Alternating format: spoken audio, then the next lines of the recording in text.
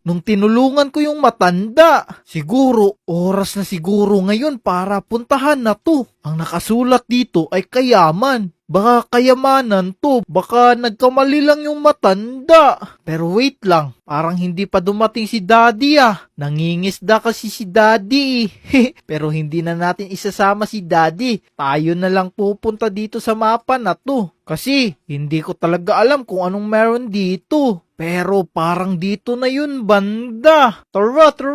Eto na nga yun. Tara, sundan lang natin to. Tapos, kakaliwa tayo. Okay, eto na yun. Anong meron dito? Meron bang kayamanan dito? Parang wala naman eh. Mga barrel lang to. Oh man, baka dito meron kayamanan. Uy, wait lang. Merong button. Lah, biglang merong bumukas dito, banda. Pero paano tayo makakadapa dyan? Ay, alam ko na, meron palang trapdoor dito tapos dadapa tayo. Ayos, nakadapa na si Sonny, nakaswimming na.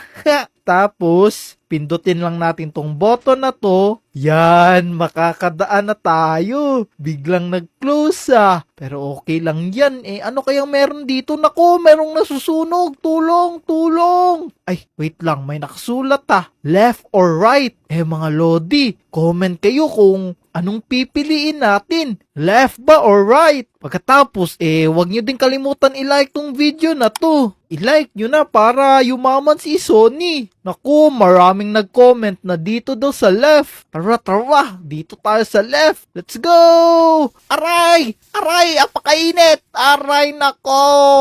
Oh man. Naku, mali pala yung mga comment nyo. Tama pala yung iba na dito sa right. Oo nga kasi mga fake lava to. Apakalupit naman netong fake lava na to. Hindi tayo napapasok sa lava. Uy, merong pintuan dito ah. Ano kayang meron dun? Pero buksan na natin to. Naku, hindi nabubuksan. Oh no, oh man. Pero basahin natin to.